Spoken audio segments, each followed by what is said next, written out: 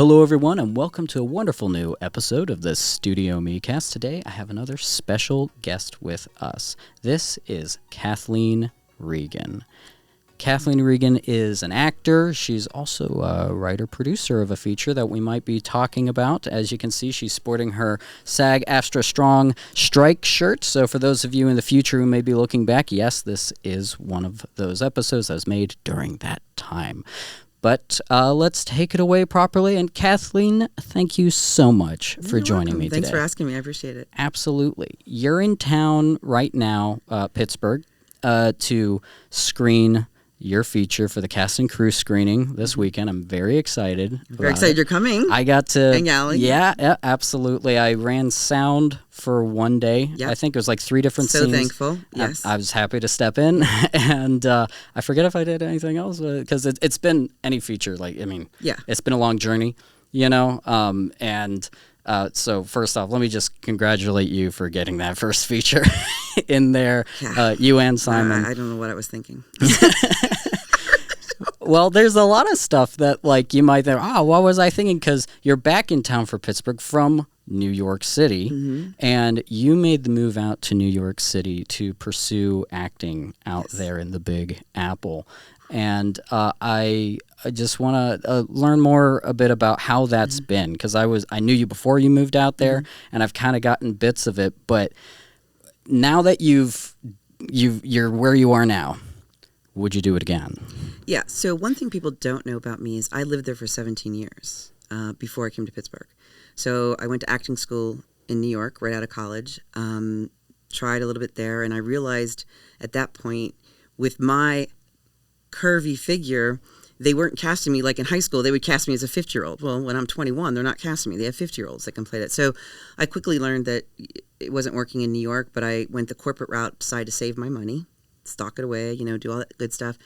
I ended up moving to Pittsburgh for a while, and I missed New York. I just missed living there, and, you have that little voice inside you sometimes that says, you really should be doing this. You really should be going back to acting. And I knew it, and I didn't want to hear that voice because it's a big, huge move for me, and it financially, technically, kind of moving, emotionally, everything, and long story, you can edit this, but I got in that, I don't know if you remember that car accident I got into before the Fort Pitt tunnels one day. I was loading myself with all this work, and I was keeping myself busy, and I realized after that car accident that I was putting so much on myself, so I didn't hear my voice inside to tell me you need to do this. So when that car accident hit, it was like someone said, "Damn it, you're going to pay attention now." You know what I mean? You got to pay attention. And it really shocked me. It was the week before my 50th birthday. And I said, okay, I got to do this. So I started kind of planning it then. And I'm a very detailed person. I came from corporate America for years. So I was very methodical in how I did it. But it still was a huge risk. And leaving my family, some family that was here, was a huge risk because they're getting older. And it was huge. And would I do it again? Yes. Would I do it at the same time? Yeah, I probably would. Was it the right thing to move to Pittsburgh? Yes, it was. Sometimes I think you have to step away from a situation to understand why you appreciated it. And it wasn't the right time for me earlier in New York for acting. And now, when I moved back, I was pleasantly surprised how many roles I was getting, because I'm like, oh, wow, there's a need for a 50-year-old woman, you know what I mean, who's kind of weird. So I was really surprised. So I sometimes think that when it's the right choice that you make, things sort of fall into place. You still have to make it happen, but it seems to fall a little easier. So it's been a lot of work. It's been there 2.5 years now. It was a lot. It's a lot of work, but I had goals for myself, and I would do it again. Yeah. Wow. There's a couple of archetypal stories of Americana, whether it's going to Hollywood, or going to Broadway. And so when you announced I'm going to do this, I'm like, oh my gosh, this is I don't know. It was one of those things where it's cool to see. Like I said, it's a piece of Americana. Oh, this is a thing that some people do, and and I've always, as you probably know, totally believed in you. I've worked with you, and it's just the performances that I've been able to have a front row seat on like to see on screen. That ended up on screen, or even in actually just seeing you on stage. When You Made Me Die, that one? Sorry, spoilers. yeah, it's yeah. But I got a niche role where I was playing like dead mothers for like a long time. That one. That was interesting. Yeah, okay. but yeah, don't worry, it's not over. But I think I saw you on stage before we worked together as well, and wonderful performance there. And so it's great to hear that you went out there and you're getting roles as well, because there's also I've heard the flip side of the story from people who have gone to LA to be an animator or an actor or something, and it's just a lot of nothing for them, and it's like I don't like they don't know if they're doing anything wrong or what happened, but it's really I love to hear when people are doing well. With it. Thank you. I really appreciate it. And I loved working with you. I mean, the way that you kept the set in that emotional scene was the first time I had a director really set the mood for the actors, and it was eye-opening, because sometimes people don't realize. Actually, had someone in my family say, "Oh, well, movies are easy. You do a line, you get off, you do it again." I'm like, great, thank you. But when you're doing an emotional scene, to do it over and over again and keep that emotion, that level every single time.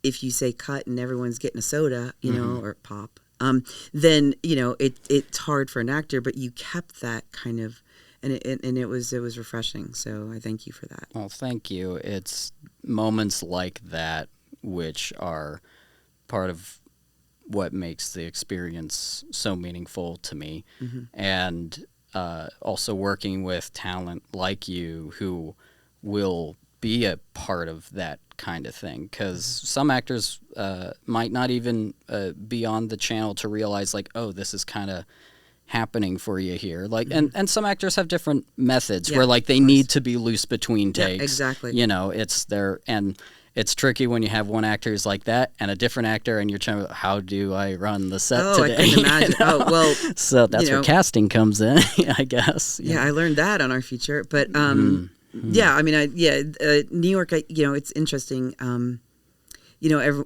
have friends or acquaintances of mine that says, nothing's happened for me in acting. And I'm like, yeah, but you're still on the couch.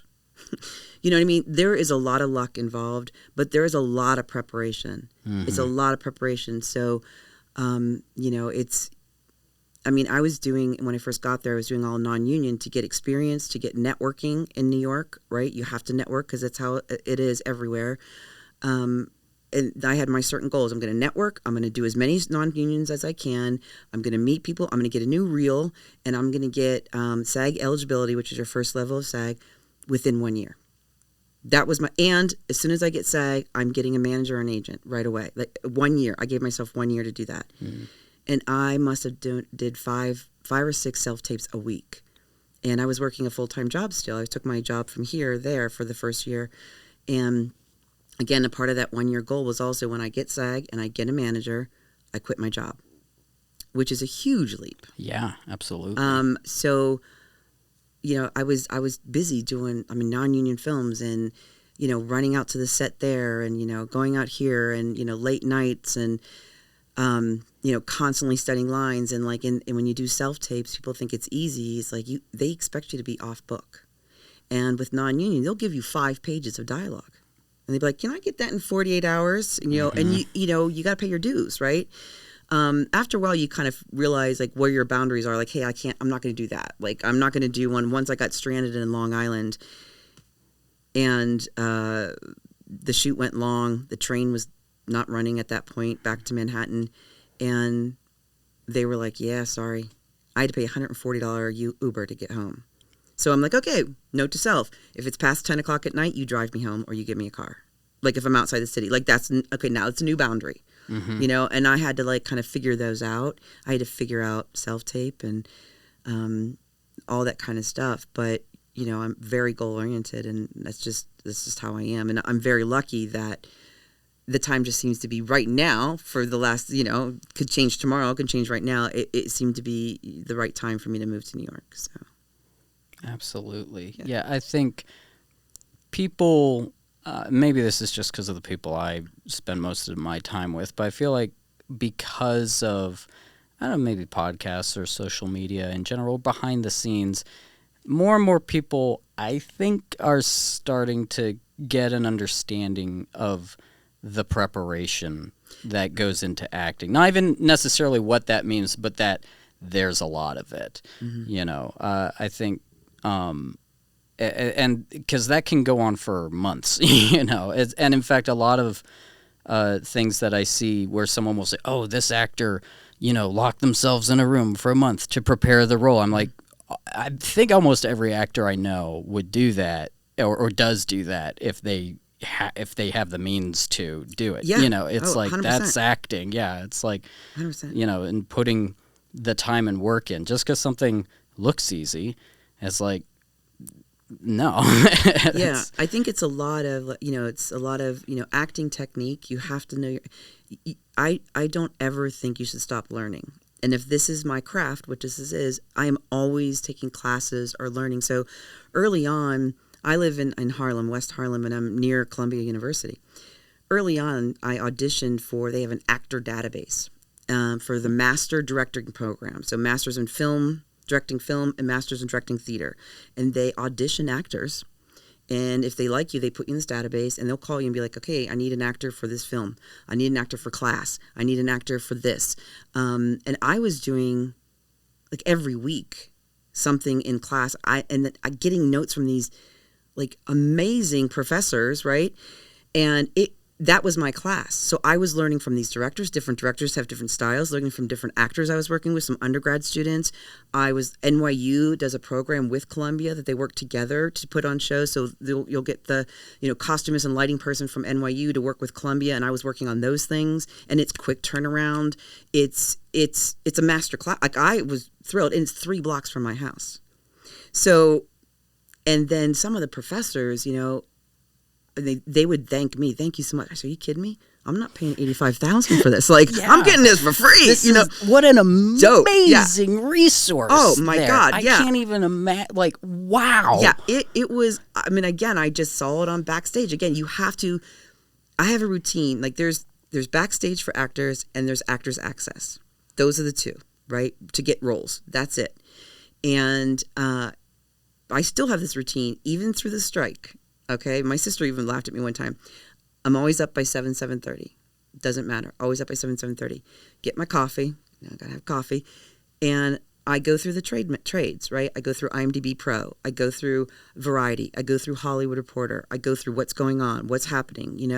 Then I start doing Backstage and Actors Access. I go through that usually around 9:30. The morning will be spent on either studying monologues, doing whatever. Self-tapes. In the afternoon around 3 o'clock, I go back through Backstage and Actors Access, and now I've gone through Equity.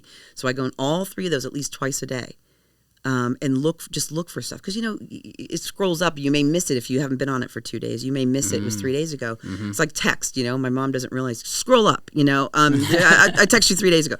But so you have to get into that routine, and that's part of the work ethic that you have to have. If you're not doing anything, you have to have that continued work ethic, or you kind of get lazy about it, right? It was funny because I found myself, when the strike happened, unfortunately, I got my full SAG card like 2 weeks before the strike happened. Congratulations. Thank you. But I was like, darn it. Wonderful timing. Yeah, exactly. The good thing is, I'm trying to look at the positive side, is I'm not used to residuals, so, I didn't have them go away. So that's fair. So I'm, but I am fighting, for I stand in the picket lines and, all that stuff. But I don't even know what I was talking about. It was there was a huge downtime. So I mean, and then when you get union status too, my friend told me it's like a funnel. Non-union, tons of roles you can audition for. Then as you get union, there's less and less roles for you, right? Because you can't do non-union films anymore. Right. You can't do any non-union, so there's less for you to do self-tapes. And then the strike happened, and it was just nothing. It was like crickets. And I went out for a power walk, and I'm just like all frustrated, all upset, and I'm like, this career, And then I just started laughing to myself, because I always tell people, if you don't love the whole process of acting, then you don't love acting. And I laughed at myself. I'm like, idiot, this is part of the process. Downtime is part of the process. You better learn how to figure this out, because this is going to happen. All this downtime is going to happen all the time. So when people say to me, well, I want to be on TV, I'm like, no. Do you love the audition part? Do you love the rehearsal? Do you love the character study? Do you love, the workshopping? Do you love memorizing lines? If you don't like that entire thing, get out of it. Because TV or film is like this much. You know what I mean? You got to like be giddy about the entire thing. So I had to remind myself of that just recently. I'm like, duh. Yeah, it's so true. It is. It's so true. And I identify with that a lot, just because, frustrating as filmmaking can be, I still feel like a bad day making a film, whatever that happens to look like, I'm still making a film. Yeah. And therefore I'm one of the luckiest people in the world. I think I've said it before on this podcast, and it's somewhat a jovial thing, but I said, I love every second of filmmaking in the same way that Winston Churchill loved every second of World War II. And that it's like... You would totally be the one to use that. Of course you could use that. Like, maybe. I don't think that would be casual out of anyone else's mouth. Right. But you get it. I totally get it. I totally get it. It's like there's times where I'm like, I can't believe how horribly this is going, but I'm still like, but this is why I'm here. This is what I'm last here. Week, I have just had, New York has a lot of crazy stories, and it gets very frustrating sometimes. And especially when you're at your apartment, you have no work to go to. It even gets like more kind of like, I need my space. And I was just having a really bad week and really bad day last Wednesday. And I was going to go down on Thursday morning to try to get a walk-on to an equity audition. So theater, equity, Broadway. And after this really bad day Wednesday, I'm like, I'm not doing it. I can't. I'm too emotional. I can't do that tomorrow. I can't audition. I had prepared for it, but I'm like, I can't. I'm like, no. This is going to happen your entire life. Things are going to happen. Bad things are going to happen. Get your butt up and go down to that audition at 9 o'clock in the morning. So I went down. It went fine. It didn't go great. This is my second audition for equity, so I was trying to get my sea legs. You know what I mean? Yeah. But that 4 minutes in that room, good or bad, that 4 minutes, I was happier than I've been in a long. And it was an audition. Like it was like, it's supposed to be really tense, which it was a little bit. It's supposed to be really, there's 3 major, producers for, equity, I was just like, I walked out of there with the biggest smile on my face. And I'm like, oh my God, that's 4 minutes. And it's supposed to be a tense situation in this whole process. It's not even as fun as already having the part. You know what I mean? Yeah. So, and that's when I realized, I'm like, yeah, okay, this is what this is meant to be then. I mean, this is where I'm supposed to be. So, yeah, absolutely. Remind you. It's crazy how much time goes into just getting to the point where you are the one on stage, or when you are on set. There's some people who have different roles in productions where they are maybe exclusively in production, but even then they have the time that they're looking and getting gigs, or even just driving out to the place, whatever it is. Sometimes the commute is longer than the shoot day, depending on what you're doing. And but I mean, a lot of the filmmaking I've done has been a desk job, practically. Like, just because of the amount of post-production stuff that I do, it's like I'm sitting at a desk at a computer, and I'm doing this. And it's like I'm happiest when I'm on set, for sure. But I love the writing process. I still, believe it or not, do love the post-production process. Sometimes I wish it didn't last as long as it does. But it's depending on the thing.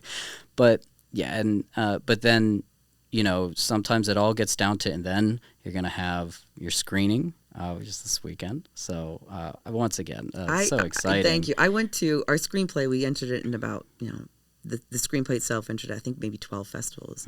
We placed in 8. So wow, that's incredible. Yeah, we were only like, well, let's just put it to like some really good ones. Like, let's just see, right, the screenplay. And so we were pleasantly surprised. But the one of them was in L.A. So I went out to the L.A. one, met this wonderful woman. She's like 3 years younger than me. filmmaker, whatever, and she had an actual film in this, because it was a film and screenplay film festival. Mm-hmm. So we kept in touch, right?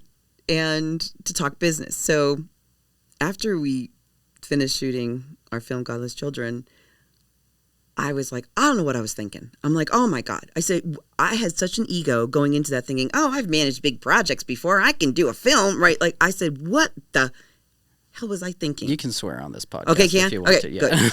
So I was like, what the hell was I thinking? And she let me and she goes, listen, you could not go on to a film. You could not do that unless you had an ego. Because if anyone really told you what it was like, no way in hell would someone sign up for that. Especially your first feature. She goes, no one in their right mind would sign up for that. Oh right? my gosh. Yeah. Right? Isn't that true? And then I'm like, and then, this scene, it's going to be crap in it. And she's like, okay, your first feature is not going to be good. And I'm like, what? I'm like, she's like, no, I'm just telling you, it's not going to be good. Mm-hmm. It may be decent, but it's not going to be good. So just deal with it. She goes, it's a learning lesson. Get over it. Move on. She said, are you still like, my creative partner, Simon Berrettini, like, are you still talking to him? I'm like, barely, but yeah, we're still talking. We're still friends. Are you writing the next thing? Yeah. Get over it. Move on. Mm-hmm. And I was like, God, okay. You know what I mean? Like, that's a good point. But like, it takes someone that sometimes when you meet at a festival, you meet someone in the industry with you to say, okay, get down. Like, you know what I mean? Let me give you some reality here. But it was fantastic. I love festivals because you meet people like that. I think you just met someone. You went up to Buffalo for someone that you met at a festival or something. Yeah, Andy Donovan and Beth, his wife. They have a production company. It's a like post-production company, and they have a post-production company, D-Post. He's actually been a guest on this podcast before. Wonderful. I met him at the Cannes Film Festival through the 48-Hour Film Project. That's awesome. And I love the film that they made for their 48. It might have been my favorite one. I seriously, like, it was like personal favorite, and it was one of the 10 that got selected for the Short Film Corner at Cannes. But yeah, and they're just such a wonderful, gracious couple, and it's really like they've toured here. Allie and I got invited up there to just see what they got going on, and it's one of those things that I like where, on the one hand, like, it's networking, it's a connection, but like the way that I feel about it is just a slight rephrase of building relationships. Yeah. And because if it was just networking and all that, I would do something else.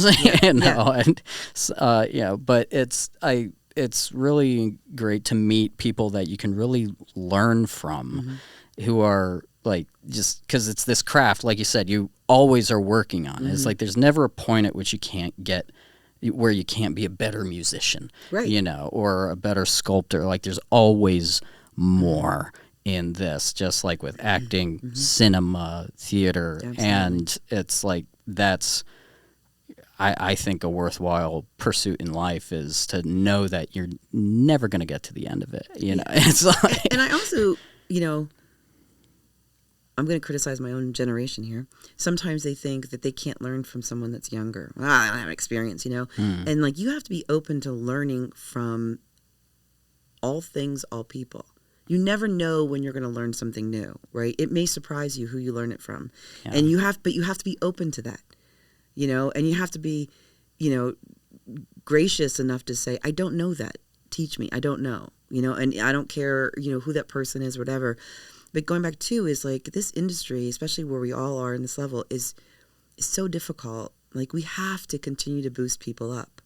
We have to support each other. We have to encourage people. We have to be like, I want you to do better. I want you to do really well. Like, I really do. And especially, I'm going to put a plug for women. Women have to support women in this industry. I mean, we have to, right? We have to encourage women to go for that role. We have to encourage women to apply for that crew position. We have to, as women, we have to hire more women. One of the things that, and when we were making Godless Children, our feature, there were a couple things that Simon and I talked about that we're not going to budge on, like a couple things. One of the things is we wanted 50% cast and crew female. Has to be. I won't budge on that. And we ended up having, I think, a little bit more than 50%. And I don't know if you know Reframe. It's a certification you can get if your film is, you have to fill out the paperwork whenever, if your film is gender balanced. And it's a Hollywood Now certification you get for your film. So we got that certification, and that makes me really proud, because I'm like, no, we're hiring crew that are going to be, or asking crew that are going to be women. We're getting more women roles, you know. And in the film we have 3 generations of women that are the lead characters in our film. Like, that's important to me. You know what I mean? That's you know, building people up like that, and building to my own gender up a little bit in the industry is so important. You know, so it's not just about networking. It's not like, oh, can you do something for me? To me, it's really a passion. Absolutely. To do that for people. I really do. And it gets me angry when I see someone that I know is really good, and I'm like, what are you doing? You know what I mean? Like, I'm angry because I know you're good. Audition. Come I know on. you're What good. Are you doing? You're being lazy. I'm mad at Yeah. you because I want to see you do well. You know, so yeah, it's a tough industry. Yeah. And I think encouragement is, you know, in a lot of ways, I think encouragement is free. Like, you can, you know, like, and it means, it can mean so much to someone when they find out or are just reminded that someone believes in them. Yeah. You know, or just is telling, like, go audition. Like, are you still writing that thing that you told me about? Oh, well, I've been kind of busy. It's like, you should really get back into writing. You know, you should do that more. It's like, and we talked about before, yes, it takes a lot of time. Yeah. But my personal belief system is, if you have a gift, some type of a gift, all right, and you don't develop that, or don't make something, don't put your time into it, that's proactively bad. It's, you don't have that thing just for you. We need that.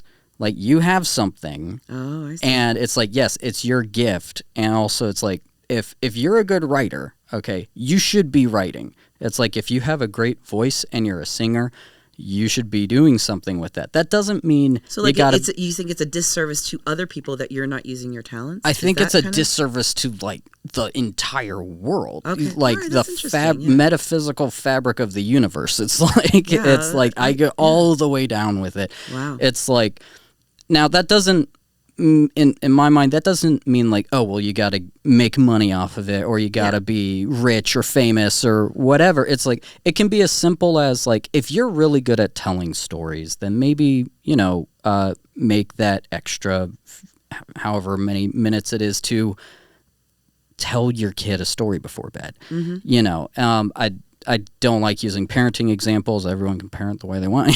But, like, my point is, no. My point is, no. It's just like, or if you sing, like, maybe you volunteer to sing at your church or you start a little band if you have time, you know. But it's like, if you have a gift, you should pursue it in some way, and share it. I really, really believe that, and it's part of what gets me to kick myself in the ass to do some things. Is just like, sometimes it's not even just a gift. It's like, if you have an opportunity to do something meaningful, you know, it's like, you really. That's and also in acting, since everything went to self-tape, you need someone to self-tape with you, and a lot of times, like I said, you could get, 5 pages of stuff and you have 24 hours to turn it around, and the only time you can tape is at 2 a.m., right? Because someone's working a bartender job. And as other actors, we have to be able to be available for our friends to be that voice off camera whenever they need it, right? It's doing that. It's like, gosh, I really don't want to do this self-tape with, this oh, you know what? It's a half an hour, it's an hour, whatever. Like, I'll do it, right? Like, you've got to continue to do that as well. And one thing I learned is, there's so many acting classes that teach you the techniques and the tools that you need for your toolbox and all that kind of stuff. And that's great. You need that. You need to continue learning that. But there was nothing out there like a, starting and acting for dummies, right? So I had to figure out, like, how do I get a manager? How do I look for non-union? What are my boundaries? What are the pitfalls? What do I have to put in a non-union actor contract? What do I have to have in there? What don't I have to have in there? Like, how do I get, what's a manager versus an agent? Like, all this stuff, like quick editing, like, how do I do a self-tape? What if I'm in New York City and, there's noise in Harlem and I can't self-tape, and I can't find someone at 2 a.m. So I learned all these apps, all these angles, all these different things. I researched, I studied, and I was working with some Columbia people, and Columbia University is a great school. Anyway, but some of the undergrad acting students didn't know any of that. Mm-hmm. Rightly so, they were teaching them technique, and so I was like, wait a minute. So I actually, when the strike happened, I actually put together a 3-day class, 3 Mondays in a row, 3 evenings, 2 hours each. And I taught this to people. Wow. I charge for it, not a lot, but I charge for it. But I'm like, because it's my time as well. I'm an actor, right? This is part of my gift. But and I had one person in Pittsburgh actually, and I taught this, and I was like, okay, these are the questions. How do you tape when no one else is there to self tape with you? There's an app for that, right? That you can tape your voice on the other side. There is, what if you don't have there's We Audition. There's, here's how you do something. Here's how you minimize background. Here's how you do this, what not to do. I went to a lot of free casting director speeches, in my free time. I would pick up, like, I'd find them online, and casting directors speaking for a half an hour, first 10 people get free or whatever. And I would just sit and listen to them. I did online showcases, where I would be doing a monologue or even a scene with a reader, and then you get feedback from agents, and you get to listen to everyone else's feedback on the entire thing, like, 100 people. And you could sit there and just, off video, and I took notes. I'm like, this is what the big agent, and these are big agents, this is what they're saying, this is what they like, this is what they don't like, this is, and I constantly was doing that stuff to kind of perfect, like, what does it feel right for me, but also what are they looking for? Mm-hmm. But that changes as well, right? So, one day they could be looking, like, when I got to New York, all of a sudden it was like, everyone asked for a full body photo. I'm like, what the full body? Like, I did a headshot, right? It's a headshot. Mm-hmm. No, everyone has to have a full body photo. So I didn't go professional, but I went and got as professional as I could, cheap as I could, right? And got full body shots, right? Then all of a sudden it's like, okay, now we want black and white. So, like, it's all changing, but, like, if you're not doing that, staying on top of this stuff, going to these free casting, going to this, right, then you don't learn these things. I imagine that makes it really hard to teach or create a resource that, like, because it's really hard to make anything that's future-proof, you know? No, nothing but is. But that doesn't mean you shouldn't still learn it. Like, you gotta. Right. It's like, it might become obsolete really quickly, but if that's how it works right now, you really got to apply yourself to it. I love this, all these things you're saying, because it also, I think there are some people, none of whom are in our audience, I'm sure, but there's some people out there, I think, who have this perception that being an actor isn't necessarily that serious or something like that, because they don't know what the work is beyond pretending to be someone else, and which is a very flippant way of saying what that is, but, like, all the things you're talking about here are just like, this is what you got to do, like, this is the job, and it's like, just your morning routine you talk about, just to stay on top of things. The industry. Like that. Yeah, it is still, like, there's art and all that, but it is an industry. Someone said to me, and you've heard this 100 different ways, but this is the one that really clued into me. There's a reason the word business is twice as long as the word show. That's a great and saying. I was like, because it is. I've been on showbiz. I've been on agent. When I'm interviewing managers or agents, I had a manager. I actually let them go. I fired them, and everyone's like, "What are you doing? You don't even have your full SAG. Why are you letting your manager go?" I'm like, "They're not working right. They're not working for me. Why am I here, right?" But I interview, and I've had casting directors in an audition. I've had managers and agents ask me something about what's going on in the industry. Like, so if I didn't read those things in the morning, right? And to plug a little name here, I did American Rust, and it should be coming out, God willing, in the fall, right? And I did a small part on there, and it was not with Jeff Daniels, right? It was not a scene with Jeff Daniels, so I was not expecting him to be there. And it was like 9 o'clock at night, and I come bouncing into, the PAs showing me, here's your, holding room, and I go into the holding room, and there's Jeff Daniels playing a ukulele. I'm like, wasn't expecting it, right? Oh my gosh. It was hysterical. So it was winter, and I had this coat on, and actors is hurry up and wait, right? So I had a book, I had water, I had this whole crossbody bag of my stuff, right? Because you never know. With my level, I'm gonna be waiting for hours, and I'm fine with that. So I come in, and the PA's like, okay, this is Kathleen Regan, and she's playing. She's the clerk, and he leaves, and Jeff goes, "Who are you?" And I said, I was like, "Yeah, my name is Kathleen Regan." He goes, "Who are you from SAG?" And I'm like, well, yeah, I'm SAG, right? I didn't know what he was saying. He goes, what did he say? Are you a doctor? And I'm like, and then he gets called and he goes to set, and I'm going, oh my God, what did I just messed up? Oh my God. I was freaking out, right? Jeez, I'd freak out. I was freaking out. And I'm like, I didn't expect to see him, right? So I'm sitting down and I'm like, oh, there's no one else. Everyone, he comes back in. Not even 5 minutes later, he goes, oh my gosh, I have to apologize. He goes, I am so sorry. He says, I didn't know there was another scene filming without me tonight. He's like, I know, right? Big head, right? He's like, yeah, right. And he goes, and I didn't know that there was a role of a county clerk. So when he said clerk, and you look like a doctor with that bag, and they're still testing for COVID, and he goes, and I thought, SAG is now coming to the holding room at 9 o'clock at night testing us for COVID. He's like, I was getting all are you kidding me? And he's like, I am so sorry. He's like, I apologize. And I'm like, oh, that's okay. So, but he sat down and, picks up his ukulele, and he's just sitting there, and I'm like, it's only two of us in the room, so I'm like, okay. But when I go to New York, I try to go as much theater as possible. Again, the industry. I love theater, but I also you have to know what's going on. So I said to him, by the way, I really loved you. I said on Broadway in, oh my gosh, why can't I think of it right now?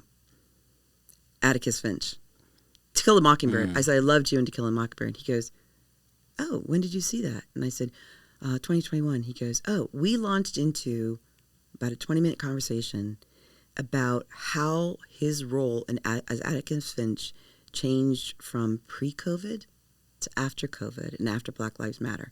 It was the most fascinating conversation. Wow. And other people came in and started joining, and we had this whole conversation about acting techniques that he used on stage. And he's like, well, you know what I'm talking about with this? And I'm like, I know exactly what you're talking about. We were it was like I was talking with you.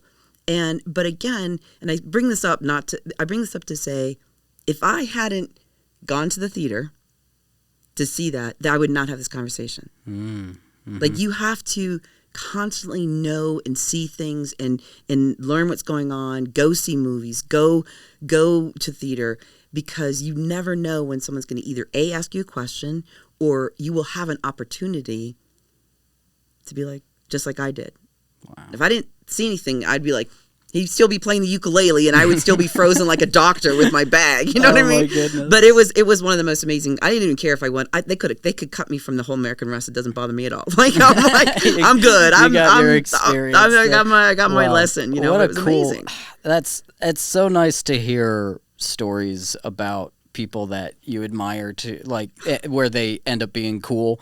Because part of me is just look, an artist does not have to be a role model for me in order for me to admire their work. Yeah. They can be a son of a bitch, but if they're good at what they do, I can appreciate. Oh yeah.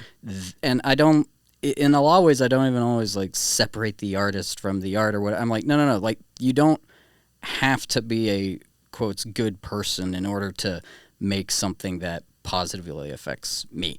Mm-hmm. Yeah. But it's nice. It's encouraging where he comes back. He's like, I'm so sorry, because he could have just been oh, whatever, and then just played his ukulele. But he's cool, and I mean, so I'm a history buff type person. Really, shocking awe. And but my wife and I watched Gettysburg right before we went to Gettysburg for the 160th anniversary of the battle. And he's Chamberlain in that. And like in a movie with a lot of really great performances, he just like he makes it so alive.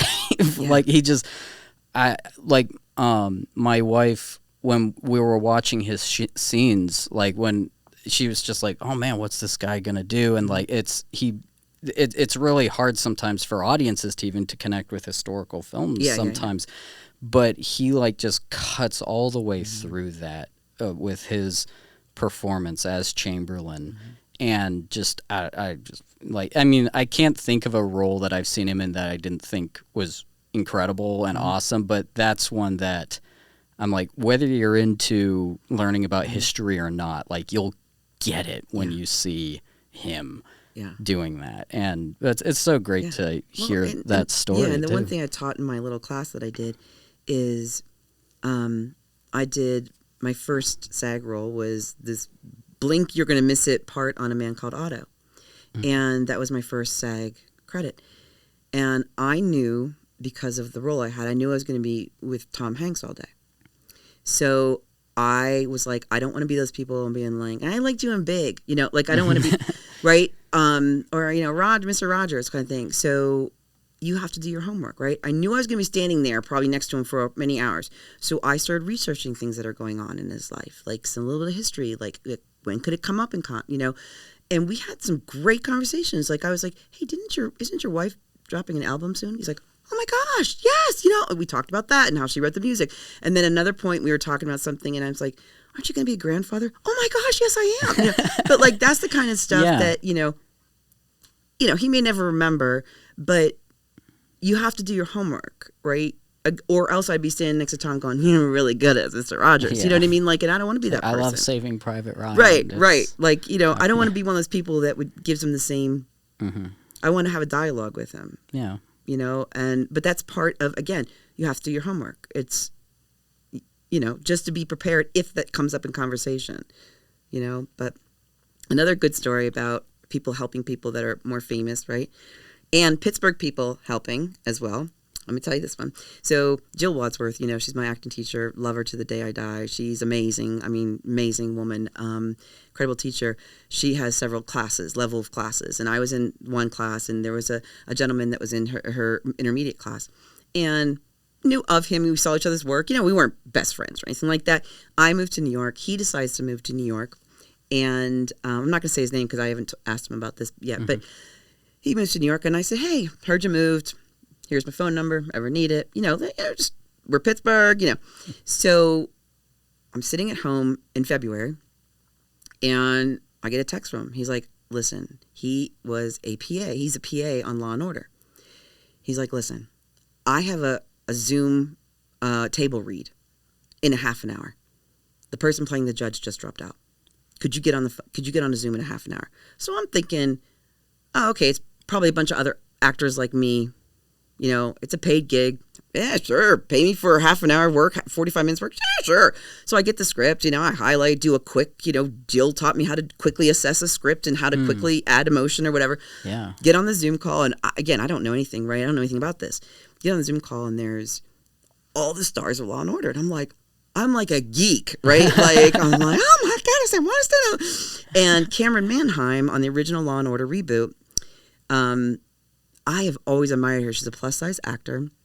And when I was an actor back in 1991, she was really breaking out as not being the plus-size best friend, right? She was getting roles in Ally McBeal. She was getting some really good roles, and she had a one-woman show that was fantastic. And I always looked up to her, right? Secretly just kind of like, you know, kind of follow someone, you know, because I feel like I was in the same type of body and, you know, cast as that. She's on the Zoom. So I'm like, oh my God. Oh. So did the thing, whatever. I send this friend of mine, as Jill taught us, always send a thank you note, right? Thank you. Send him, you know, I said, hey, I didn't know Cameron. Oh my God. You know, I've liked her since, you know, I followed her since 1991, blah, blah. Long story, he goes to tell her, I didn't know he was her assistant. He tells her, he's like, hey, you know, my friend, you know, really looks up to you and whatever. And she goes, oh, that woman wasn't playing the judge in the actual episode? He's like, no. She goes, oh my gosh. have her do another Zoom. So I did another Zoom read like 2 weeks later. Next thing you know, the next morning, the casting director reached out and we'd like you to audition for this role. I'm like, reached out to, I said, did you help me? He goes, well, Cameron and I both kind of got you this audition. Long story, I got the part. It was a guest star role. Wow. It got my final SAG card. And I was like a kid in a candy shop the entire time. Like, I was like, oh my God, that I sit on the court bench. And I was like, but that's like a Pittsburgh person helping a Pittsburgh person, connecting, and then someone who's more famous helping someone else, especially a woman and a woman. And it's just about, and being ready, right?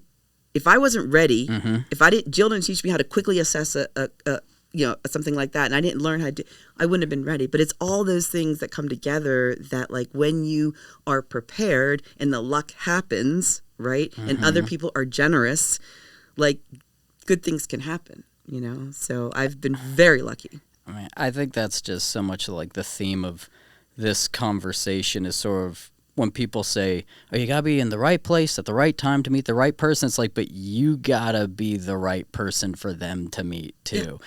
And you got to be ready. Yeah. Yeah. Like, and you got to know where the right place is too. Yeah. The place is not your couch. Right. Yeah. Normally. That's crazy though. And that's such an awesome thing where this person that you've looked up to for so long, and it's like, doing that nudge for all that. That's just, well, it was funny because it was a 14-hour shoot. It was long, right? And I get off that set, I am like beaming, and I called one of my best friends, and I'm like, if I ever am not giddy like this, like a child on a set, please smack me. Because I hope to never lose that. Because I literally was like, oh my God, I'm in Sam Waterston's office. You know what I mean? Like, I was like, Jack McCoy, oh my God, there's his certificate. Like that was our, holding. And I, like, everything, you want an empanada? Oh yeah, I want an empanada, right? Like they were so kind. I was a kid. And like that giddiness, I hope never goes away, because that's what it's about. I mean, it's about having fun. All that preparation, and then just have fun, and that's what it's about, so. Wow. I'm having fun. That's great. And that's like, sometimes I'll ask people about, like, why do you do what you do? But I think you just, totally encapsulate it so well. It's like, I love it. All the craziness, all the hard work. It's for 4 minutes of that audition last week, as hard as it was, that's what that 4 minutes was pure gold to me. And going out and doing it when you don't feel like it, too, is like so essential. There's too many stories I've heard where people are like, yeah, I really didn't want to go do that thing that day. I went, and it didn't go super great, but I was like, I better do this, and then that's the one. Yeah. It's like that. It's like when you run a drill while things are going badly. Like, it's like you want to be able to perform under adverse circumstances. And as an actor, sometimes those auditions, those self-tapes, a lot of actors are in your head, and what that means is you're saying your lines on the audition, but you're also, is my body right? Do I look right? Am I putting my arms right? So you're in your head the whole time. Sometimes those ones that you're like, oh, I can't even, I've got so much going on in my life, I'm just going to do the audition. You're not thinking about it, and so it becomes very natural. And sometimes those are the best things, the best auditions, to do. But the other thing, someone asked me, an older actor in her 80s, said to me, do you think moving to self-tape is better or worse for acting, right? Because I was auditioning back in the 90s, right, where it wasn't.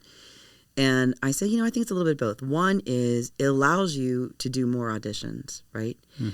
You don't have to, take off work for 2 hours to go stand in a cattle call, in the heat, hope the subway runs, lose work. And so when you get let down and you don't get the part, it doesn't hurt as much, because I just did 5 of them. So I didn't wait for 6 hours and lose money. Right. So it doesn't hurt as much if you don't get the part.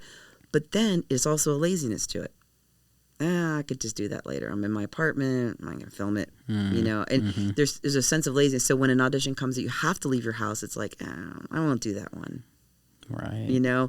So there's 2 sides to it, I think, too. That's something that I try to be very mindful of with as technology progresses with filmmaking, as it always has, it's like back in the day we'd develop film and physically cut it, and all that. And I think on the one hand, I think it's great that filmmaking is becoming in some ways easier to do in like a physical way.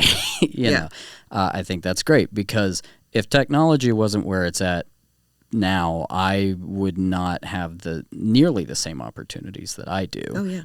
I'd have to go out to LA and hope to goodness that I could get in there somehow. But yeah, when you have that kind of technology or opportunity or how things develop to make it easier, there's always that danger of getting sloppy or lazy. It's like you might be able to edit more videos more quickly, but if you're not thinking as much about the cuts that you are making, it's one of those quality versus quantity things, and that's the scales you got to balance, because also just it has to get done, at some point. But I think that's I've always enjoyed talking with you. Like even when we were in Rotterdam. In a crowded club bar, everyone was dancing, and we were sitting there having a deep conversation for 2 hours, and people were like, "Who are these two? You're in Rotterdam at a rave bar." I was like the oldest by 50 years. Oh my goodness! It was like it was so much fun though. It was great. There was like a couple who had just met who were like making out next to us, and we're like on just this little having window bench. Yeah, and just kind of looking down at the street, and everyone's like, put your hands up, and we're just talking about everything we can think of. And, oh my goodness! And there's so many like. It is one of the reasons why I'm so glad that I'm friends with you, because just in the things you said, there's any number of things I want to get in more, like when Jeff Daniels is talking about how his Atticus Finch role changed over that period of our history, and like, I'm like, well, what did he say? And it's like, or any number of the things that you've talked about. Could be a teaser like for that. part 2. Yeah, exactly. It's like, because I'm lucky here, because like y'all at home will have to wait for the next episode, but I can always talk to Kathleen again, and stuff. But it's I want to before we like kind of wrap it up here, I want to kind of cap us off with talking a little bit more about your feature and really like focus on that here. So your feature film is done now completely, like for the screening? How it goes in post. We have a few little tweaks to do, but festivals are opening right now. Right, for next year's festivals are opening. They start like August, September, so you can start submitting. So we plan to have all the final touches done by the end of the month. Like how there's little tweaks, little sound tweaks, little things. Of course, little added something. Things that don't even always necessarily take that long, but they're it just takes a bit to get around to doing that one, because there's a bunch, or absolutely. Yeah. So and we have some added stuff that some music that is going to be very interesting. So we just found out this week. So there's little things, but it's going to be done. I mean, it's pretty much done. Like I say, 98% done. Great. So well, congrats on that. Making a feature is always a learning experience. You talked a little bit about that. Is there anything that at this point in our conversation comes to mind that was a huge surprise for you in the process of making this project? I just didn't realize how much work it was. I mean, it was Simon and I pretty much doing, when I say doing all of it, obviously not every role, but, we wrote it. We did all the production. I did all the wardrobe, all the props, everything. We did it all, set design, all the locations. We have 15 locations, I think.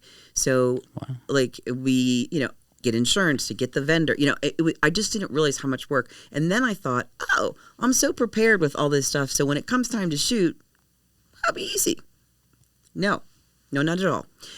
It was very hard. And again, like Simon and I were talking, like, what would we do again? We did write we're glad we did it that way, but we would hire someone to do that or get someone to help us with that because it was just too much. Mm-hmm.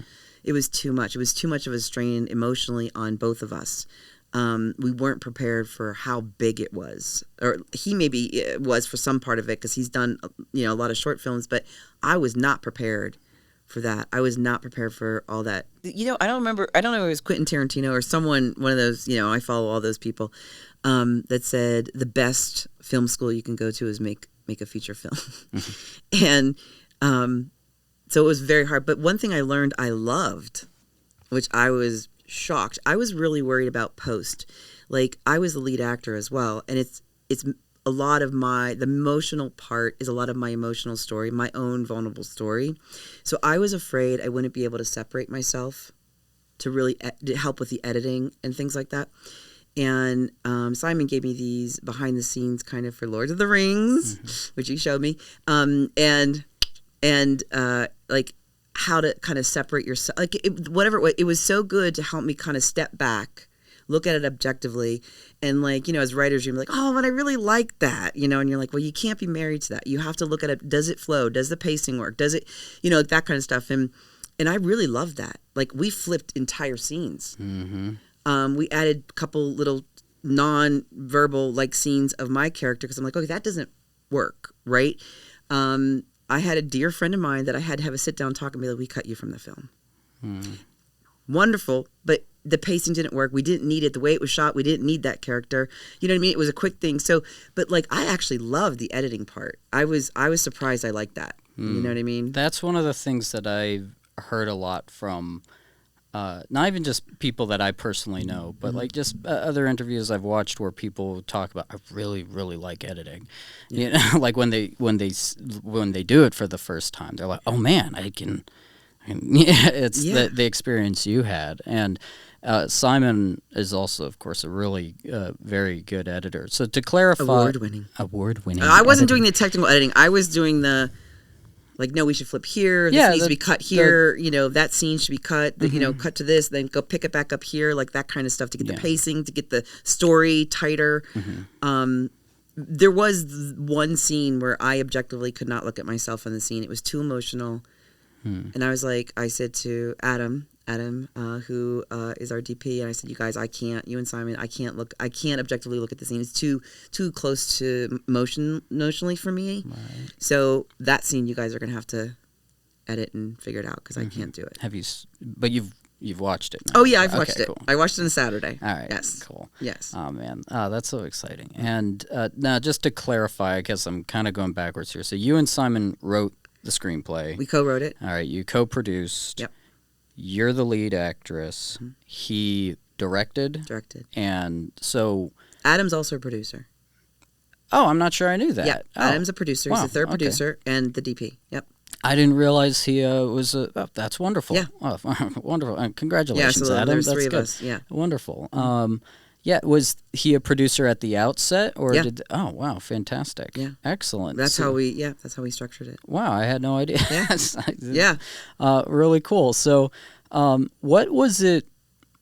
With this has got to get down to like whatever your working dynamic with Simon is like, but.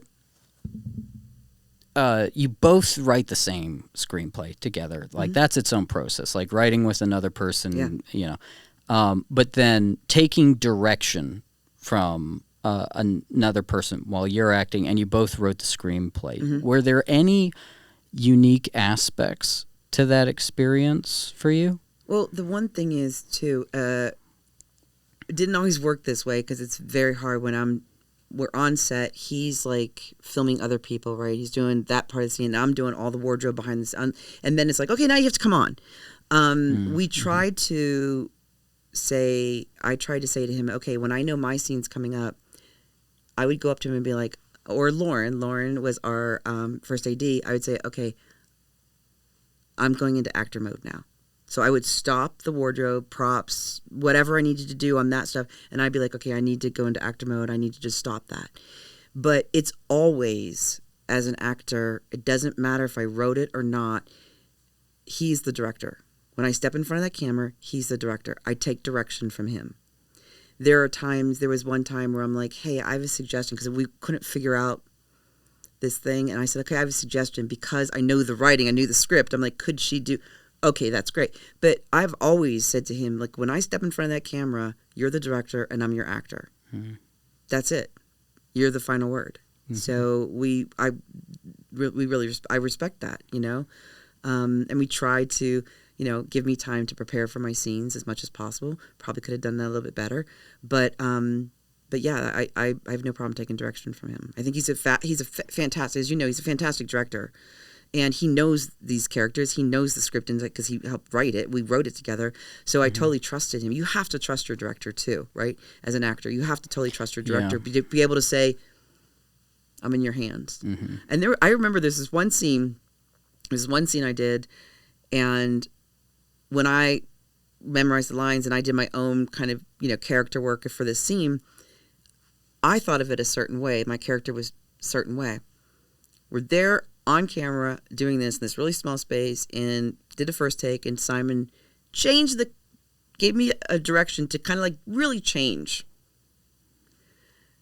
You know, the writer would be like, or the actor would be like, I just studied this, I wrote this, right? Like, this is me, right? And I was like, okay, I said, okay, let me try it, no problem. Mm-hmm. And he was right. It was so much better. Mm-hmm. You know, because I trusted him, and I just said, yeah, you're right.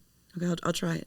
Let's do it. So wow, yeah. You've worked with, particularly even just kind of going back a bit with the program that you were a part of in New York. Mm-hmm. You've worked with, now it's probably fair to say you've worked with a lot of directors. Oh yeah. Okay, so is there something, including me, is there something that and this is clearly just a totally selfish question, because I'm always trying to get better at my stuff. Is there anything that you see that you wish directors, like a lot of maybe directors did better? Not saying any names. Yeah. Like what do you like? What do you not like? You know. I think you know, as you know, like you said before, there's all different people and skill levels on a crew and cast, right? Mm-hmm. I think if you as a director have a more experienced actor, right? And I'm not saying that like great experience. I mean like done a lot, right? I really appreciate when there's some freedom in blocking, right? Generally you kind of know, but it's like, hey, take me through, let's just walk me through this scene. And I'm like, naturally I would go this way. Okay, great. You know, this is your space. How would you walk through this in your character? Like, give me a little bit more freedom to do that. Mm-hmm. Or I just did this wonderful, wonderful, like, SAG short film. And the director, we were talking a little bit before, and the producer, and you know, I'm kind of funny sometimes. And they were like, you know what? We're going to try some ad-lib. Do you mind just, like, improvising some stuff? And I was working with an incredibly talented actor as well who wrote the film. And, so I'm like, you up for it? She's like, yeah. So like when you have someone that's more experienced, that, you know, you've got the shot, right? Whatever. Also let them play a little bit, right? See what comes out of them naturally, right? Trust that they know the character. And trust that they know the physicality of the character, and give them a little bit more freedom. Again, you can't do that with everyone, because some people are still, you know, they're not there yet. Mm-hmm. But I always appreciate that. And I always feel like it makes me feel more comfortable as an actor when that happens too, and I get that more freedom to have like an input with my character's movement or something. Yeah. So yeah, I like that. That's good. Yeah, there's a book I'm reading right now that's for directors on how to work with actors. It's called "I'll Be in My Trailer," and it's about the battles between actors and directors, and almost the entire book is geared toward directors. Like, this is for directors. There's like one or two moments so far where they've said like, if you're an actor, here's something you should know, kind of a thing. But it's almost always toward the directors. And one of the things that they talked about that really resonated with me, because I haven't always gotten to do this, but I know it's something that like is better, is what you just said, which is don't just give the actors blocking. You know, don't just, all right, you're going to start here, go there, da, da, da, da. You know, but like, because it's like you're ideally, and what's ideal for me, there's a lot of ways to skin a cat. Ideally, you're working through the scene with them. And you're going to get something with that. Sometimes it's like, you know, like if we're doing a 48 and it's like, okay, just trust me. You know? You don't have time. Right. You know, but that's not because that's the way I'd want to do it, you know. Right. But you remember the 48 that you did with me. Yeah. There was this, spoiler alert, there, you know, I'm laying in the hospital bed, and the scene was my daughter is sitting on a chair holding my hand, and she sings a song, and I'm singing with her. Mm-hmm. We're getting ready, and you're getting lights and everything like that, and we're getting comfortable in the bed and whatever, and this actor and I, we had just had a really strong connection, and she just crawls into bed with me, and you as a director could have been like, no, go back to the chair. You know, okay, we're getting ready, guys. This is what I scripted, you know, and you were like, no, that's it. Yeah, I remember that. But like you as a director have to be, and writer, because this goes for writers too, you have to be flexible enough to be like, that's the shot, right? And even at, you know, I remember this. So we're singing the song. It was very emotional. And you come you would come whispering, okay, we're going to try it one more time. Like this. Mm-hmm. The last one, you came crawling up. Like literally you were like trying squatting. Trying not to make sound. Trying not to make sound brilliantly. And you're like, okay. And you said, can you die? And I looked at you and you just went, and you just walked away like this. And I'm like, okay, I guess I'm going to die. Right. So, but like, that's the brilliance of a director that can see those moments in a writer and say, oh, I don't need that other shot. This is more organic for these actors in this moment. That's what works for them. We worked in Godless, Hazel Carl-Leroy. I don't know if she's an amazing actor in this city. She's absolutely fantastic. Teaches at Point Park. And we had written her character a certain way. You know, you write it. My mistake was the first day I was like, no, has to be word perfect, or, you know, like that. And then I realized she is such a seasoned actor that is so brilliant. And she brought to life this character that I didn't even know could exist that deep. She kept all the essence and everything that we needed in essence in the plot points. She kept everything. But we actually ended up reshooting the last scene of the movie because we shot that first. And she brought such a unique, beautiful person we didn't even write. We ended up reshooting it because it didn't make sense anymore. And it was because she found this brilliant character that took what we wrote and just made it her own and connected it. And it was like, the last shot doesn't work anymore because we shot that first because of location, you know, independent. You know, you take the location when you can, right? Right, yeah. So we're like, oh my God, we're going to have to reshoot the last scene. For a good reason. Yeah. For a good reason. That's, you know, but better than a bad reason. Yeah, but like as a writer, the first day I was like, no, she's got to get the word perfect, you know. But I'm like, wait a minute, she's hitting the points. The plot's still the same, but she's connecting it to herself. And if you want an actor connected to themselves, you want them to find it deep inside them. That's what you want. And she's brilliant in this. Wow. So, yeah. That's wonderful. Yeah. So your film, you're going to be putting it into film festivals, right? Do you have at the moment any other aspirations for the project? Are you looking for distribution? Oh, yeah. Yeah? Okay. So, you know how the whole thing, you try to get distribution, go to the festivals, then get distribution based on what you get placed in, you know, the whole, you know, game there you play, like, hey, we got these, you know, film festival awards, now will you see us, you know, that kind of thing. So yeah, we're gonna, you know, hopefully we'll get a distribution. That's the idea, to get distribution. And I was talking the other day with Simon, and I said, we were talking about what's our next projects. We have 2 other writings already started. We have 15 ideas down. A couple of them really fleshed out a lot, but 2 of them we're working on actively right now. And I said, listen, the next one we do is the one that pays me to do it. I said, I don't care. It could be a Christmas Hallmark. I'm like, I need paid next time. I said, because this was hard. Right. So, Kathleen, this has been awesome. I'm so glad that we were able to do this at such short notice for you being in town. I'm glad I put 2 and 2 together. They're like, oh, wait, we can probably sit down for a little bit. Thank you. I always love talking with you. I love your stories. I love and your story of what you've been doing, and it's genuinely enriching to see someone. I'm so glad that I got to meet you kind of right before you went to New York, as far as chapters of your life go, I guess, and to be able to see that and see how all the things you're doing with SAG and equity for the stage, getting your feature done and on with the next one. It's